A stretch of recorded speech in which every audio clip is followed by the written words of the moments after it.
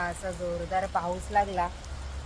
मागेच असं डोंगर आहे, नदी वाहते, तिकडे खूप जोरदार पाणी वाहतो आणि मग त्या डोंगरामध्ये जी दगड असतात त्या दगडाच्या खाली अटकलेल्या जे चिंबोऱ्या असतात ते बाहेर निघतात आणि असा जोरदार पाऊस पडला का सगळेजण छोटे मोठे मुलं वळतात ती चिंबोऱ्या आणायला. गोऱ्यावाल्या मी मला दाखवते त्या कशा असतात त्या चिंबोऱ्या आमच्याकडे आणल्या. चिंबोऱ्यांनी 2 चिंबोऱ्यांनी त्याचे आंगडेच तोडून टाकले.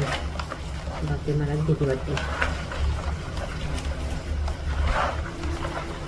या गोऱ्या चिंबोऱ्या पावसामध्ये दगडाकडून बाहेर येतात आणि वर्षातनं एकदा या खायला मिळतात.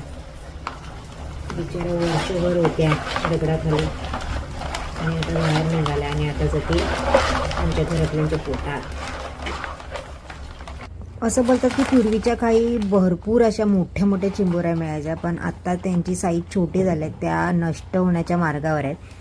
तर आता या आम्हाला मिळाल्या आहेत, पण त्या अशा व्यवस्थित हाताने तोडायला लागतात, त्यांचा फांगडा धरून. जर व्यवस्थित असं त्यांचा फांगडा धरून तोडलं नाही तर आपल्याला जखम होऊ शकते. त्या फांगड्याच्या कैचीने ते आपली स्किन, बोट किंवा कुठेही ते कट करून आपल्याला जखम करू शकतात. म्हणजे ते आम्ही व्यवस्थित तोडतोय त्या चिंबोऱ्या.